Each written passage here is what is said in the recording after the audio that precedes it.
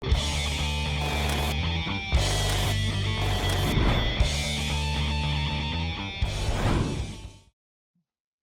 and gentlemen, my name is Korky and welcome to this episode of our Glory Hunter series. We are past the halfway mark in season 8. Things are going pretty good for us so far. We've obviously had a little bit of success that you've seen already in the previous episode. We've reached transfer deadline day in January. We're going to bring you some transfer news shortly. And we'll also look at the results of the games we've already played. And of course, we do have highlights from the game against Alaves. So let's jump into it first of all with the transfers. So as you'll see, we have agreed an end of contract deal with Ruben van Bommel. He is going to be joining us in the summer. He is, of course, the left winger. He can play in the right wing. He can play up front. He can actually play a variety of positions. He can play a little bit in central midfield as well. Very, very good attributes, very good physicals, of course, very good mental attributes as well. And his technical attributes are also very good. 27 years of age. He's joining us, as mentioned, on a free contract. We are paying him quite a bit of money. I don't remember what the deal we've offered him is. But we're bringing him in, and I really think he's a player that's going to help strengthen our position for a challenge on the league title. In other transfer news, we're going to have a look at our outgoings first of all. As January came around, a number of players have gone out on loan. We have a number of our youngsters have gone to a couple of feeder clubs, of course. The first transfer, as I mentioned in one of the previous episodes, was Luka Vuskovic. Didn't really find his way into the team. His appearances there. He's started 3 games. He's played. In fact, he's only played in 3 games. We made 2.3 million. We brought him in the summer on a free transfer. We made 2.3 million point profit on him. He wasn't going to get games. He didn't really look as assured as what I was hoping. So he has left. He's gone to Germany for Kaiserslautern. Again, we've had a number of players leave on loan as well. A couple of our youngsters. Vincent Geyer is a player that I was kind of a little bit unsure about whether to keep or whether to let him leave. He does have very good physical attributes and good mental attributes. His technical attributes are struggling a little bit. He's not getting the game time that he really needs at 22 years of age to develop into a very, very good player. He has gone on loan to Lille for the rest of the season. Another fringe player in the first team, Adrian Pinheiro. Again, not really a player that really fits into our way of playing. His attributes, again, at 22 years of age, his attributes haven't really improved in the way that we would like or we would hope. Probably going to sell him in the summer, but we've given an opportunity to get some game time. Lawrence Carbonell is another player. Again, it seems pretty good. He's 22 years of age as well. Doesn't look at this stage like he's going to make it into the first team. So we've put him out on loan. His contract is up in summer of next season. So we probably look to sell him this summer. Dimitar Boyadiziev, I think is the right way to pronounce that. Very, very good player for us. Has made 1 cup appearance. That was against. It was in the cup, yes. The Copa del Rey, sorry, yes. Made 1 start for us. Scored 2 goals in that game, and started attracting interest. He is only 18 years of age. He's only just turned 18 years of age last summer. So he is potentially a very good player. He has gone on loan to Lyon in France. Again, hopefully get some good game time and push him into potentially a first team starter in the coming years. And another player moving out to France on loan is Jose Luis Ferrer. He's 19 years of age. He's got pretty good attributes. He's a striker, of course. He has made only 1 or 2 appearances for us. He has not made any appearances for us actually this season since returning from his loan. So he has gone out there to get some first team action. But we are talking about incoming transfers as well, as we know. We've already brought in this January, we've already brought in Jochen Knight, who's been kind of settled himself into becoming a first team player for us. He's played quite a few games already. We also brought in Josip Satalo, as we know. Has done very well for us. And we also brought in Mickey van de Ven, also, as we are aware. And again, has made a very good start for us also. One transfer that we did wrap up in the summer of last season was an end of contract deal for Colombian midfielder Omar Perez. He has come in 20 years of age. He is a potential wonder kid, a very good attributes, a central midfielder, likes to play as a mezzala.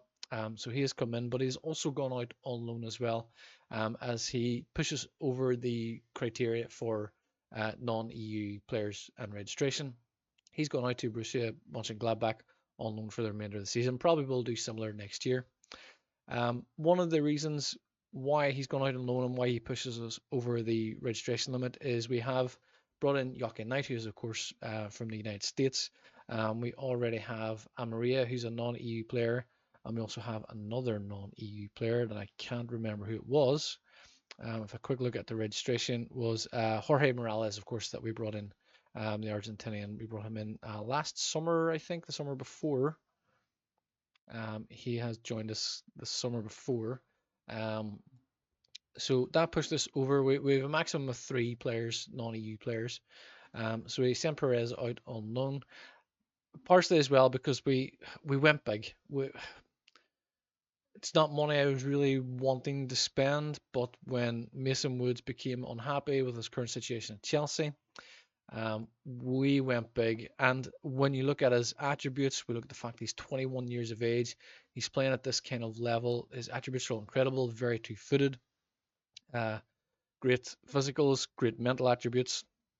Leadership is the only one he's fallen down on, but he's still got a 9 rating for leadership at 21 years of age. I think is very good. And his technical attributes as well, his technique, his tackling, his passing, and his first touch are all excellent. He is also from Northern Ireland, which was pleasing for me, obviously. So to bring in a player of this quality, who is deemed as a world-class, or as an elite midfielder, I should say, I thought it was important to bring in a player like this and really cement himself as the future of this team and hopefully drive us on to big success. He is earning big money at £180,000 per week already. We have paid 83 million for him. We are paying this over the course of 10 years. 83 million potentially rising by another 30 million to 113 million pounds in total. But we brought him in on deadline day. He's about to play his first game for us as well. It's not really the kind of money I would be wanting to spend, but looking at the strength of the team, especially in midfield areas, I felt like he was a player that we very much needed to bring in and for us to do well. Given the number of players that have left on loan, especially, we are maybe a little bit light. We do have a squad of 25 players here that are all ready to go. So that's how we look at the end of our transfer business, the end of January. In the games we played, we obviously after the Supercopa final, we went in then to a Copa del Rey game against Pontevedra, as I've learned to pronounce them.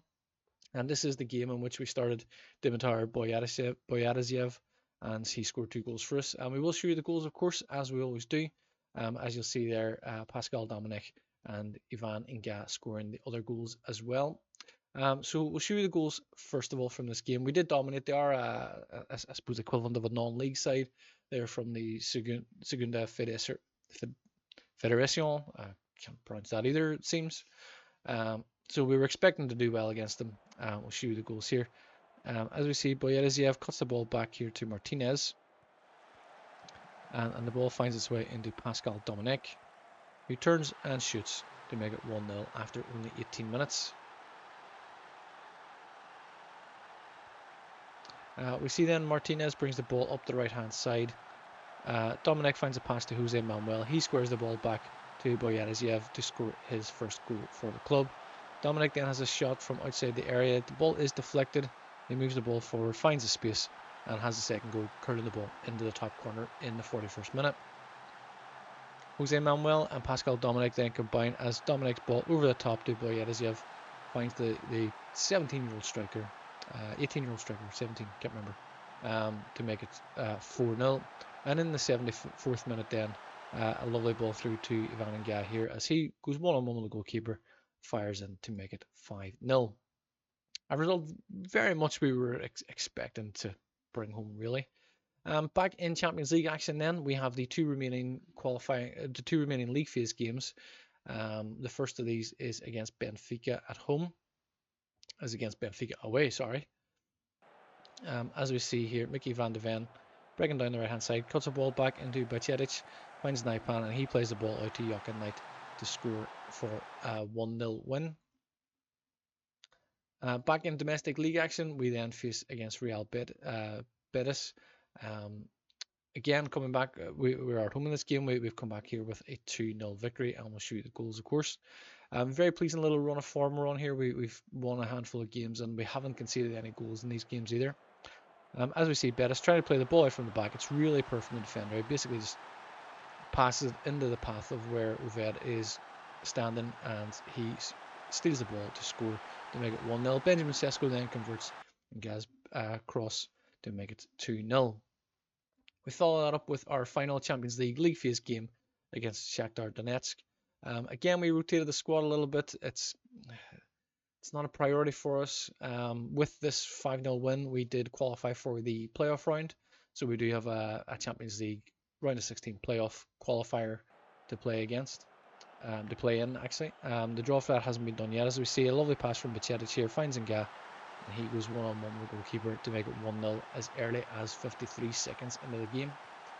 Perinia then combines with Oved as the ball comes back to Bacchetic. He has a go from the edge of the box to make it 2-0 in the 17th minute. Oved involved again as his pass comes back to Barrios, finds Fariña. His shot is, there's a block on the shot, and the ball comes all the way across the back post, and then Gab makes it, I think we're 4-0 at this stage, 3-0 at this stage. A big deep cross then from Jochen Knight in the 41st minute finds Sesko at the back post to score for 4-0. And Barrios then whips in another deep cross into the back post, is met by Ivan Nga. As he heads it back, Jose Manuel comes in to score the 5th goal. And with that, as mentioned, we go through to the playoff round. We finish in 14th place. So we are comfortably into the playoff round. The draw, as mentioned, hasn't been done for that yet. I wonder, is it possible? It has not been done yet. It will be done tomorrow, actually. So we might hang about after this game against Alaves to see how that goes. But we are getting ready to take on Alaves. Alaves, very good side, sitting in 6th place currently. We're going with our strongest team possible. We have Knight at right back, Chitalo and Van de Ven centre back, Maria, of course, at left back. Pardon me. Bacchetic in defensive midfield. Mason Woods is about to make his debut in central midfield as an advanced playmaker. We do, of course, have Naipan playing as the Mensala. We have Nga and Oved on the wings, and of course, as always, Benjamin Sesko up front. So let's get the game underway. I'm hoping for a good result, of course. It's a game that's Alaves are a good side. They're 6th in the league currently. They're challenging for Europe, of course. They are on 35 points. We are on 48. So there's a little bit of a distance between. There's a little bit of a distance really between Alaves and Girona sitting on 42. We are only 7 points now behind league leaders Real Madrid. I expect nothing but a win to keep this good run form going, and I do, because we've won 4 or 5 in a row and not conceded any goals. So I would expect the boys to play well and to come back with the win. As we get the game underway, I say particularly with Mason Woods, and I'm not a person that idolizes the number 10 shirt in any way, but Sesko in with a header. After 9 minutes, it's a big deep cross into the back post from Nga. We're checking an offside here. He is offside. Went a little bit early, but that's fine. And yeah, he is just about, I think. It's probably a little bit tighter than what they are, the lines show us there, but that's fine. As the ball is clear, picked up by Van de Ven, Maria finds Oved, back to Bacchetic, finds Naipan, who's having a go from there, and it's not a bad effort, but it's over the bar. But yeah, I'm not a person that kind of idolizes this number 10 shirt. I don't fall into the trappings of thinking that the number 10 is some kind of magical number that's reserved for the star player. When we brought in Mason Woods, the number 10 was vacant. I didn't really want to give him, because he is a first team player, I didn't want to give him a number that is so ridiculously high, but I've given him the number 10, and Oved opens the score with his 13th goal of the season in the 14th minute. That is a tidy finish as Maria cuts the ball back here to Woods, lays it off to Bacchetic, who finds Oved just inside, well, about 12-13 yards out, fires it low and hard into the far corner to give us the lead, and that is pleasing to see. But looking at the match ratings already, I mean, Mason Woods is playing at 7.2 already. He's having a good game, which is pleasing to see. Naipan was a little bit had his nose put out of joint a little bit whenever we signed him. He thought that we were looking to replace him. I had to reassure him that I am fully intent on playing the two of them together and not replacing one with the other or putting them in rotation. There will be times, I'm sure, where they will play in each other's positions. It's a lovely through ball by Naipan. And Ga, I do think he was offside, actually. I don't think it's as tight as what it may have seemed. He is offside. You see, it was a lovely through ball right here. And he's off by a little bit, maybe a yard or two. But it was a nice idea. It was a nice pass too. If the pass had come just a little bit sooner, the goal might have stood. As Bacedic now is bringing it in the 18-yard box. There's a good save by the goalkeeper. Bacedic having a go from distance. Oved now with the corner. Looks in towards the back post, but Locke comes and collects in the air. So a win here. Barcelona are currently winning. A win here would put us 6 points behind them, and 7 points behind Real Madrid. As Ngal whips in a corner to Sesko at the back post. 19th goal of the season. We have doubled our advantage.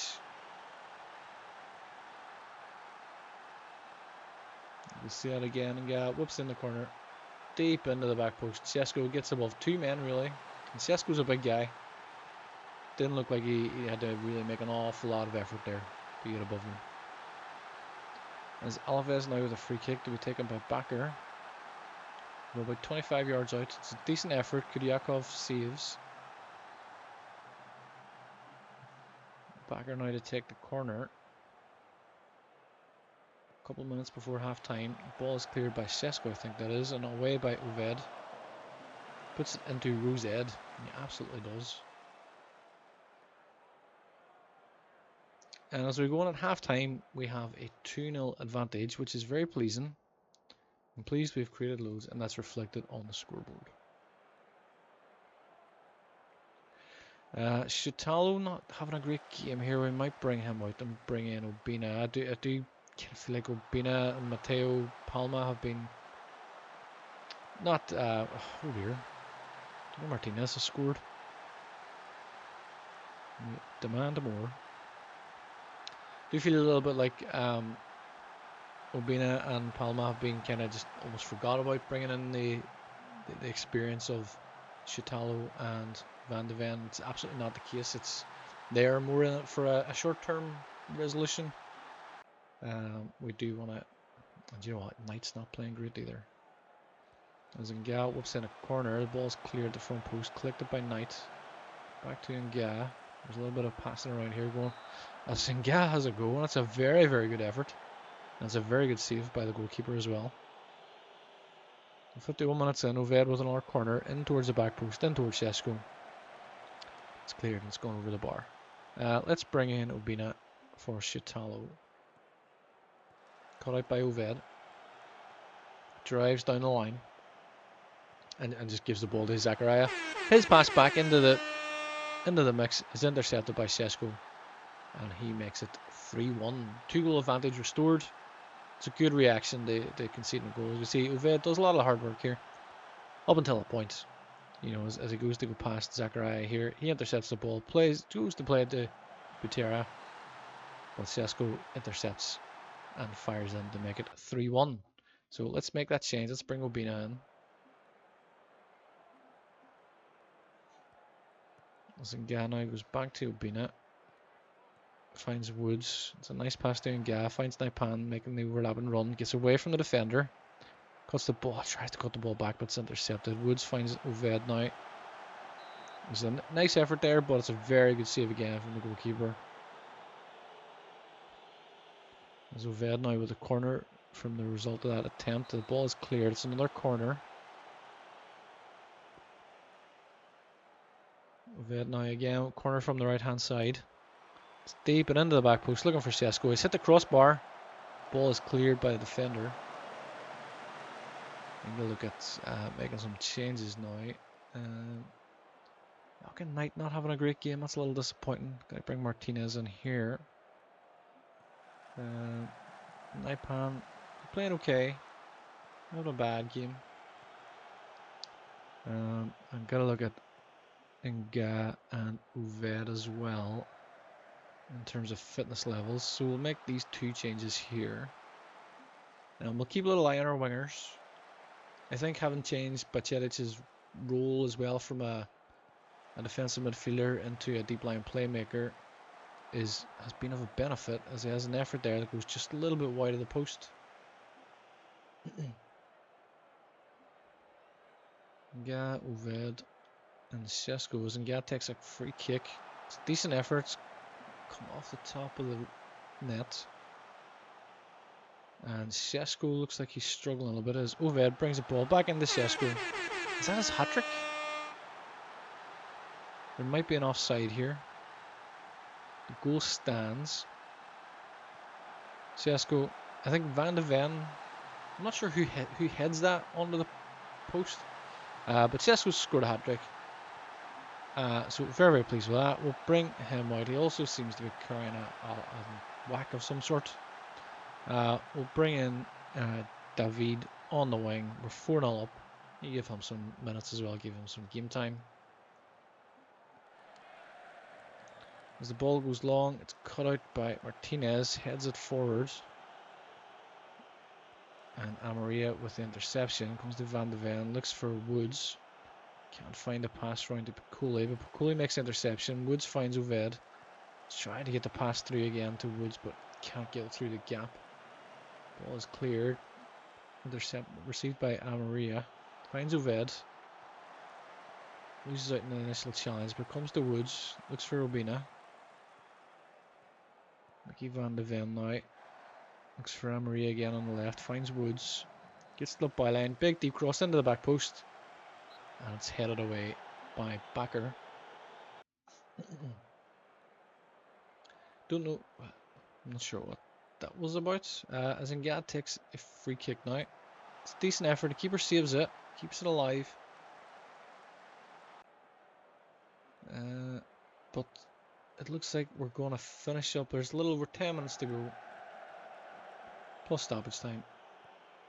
As Mickey Van de Ven brings the ball forward, looks for Jose Manuel, plays a lovely ball over the top to Nga, gets to the little line, gives the ball away somewhat needlessly.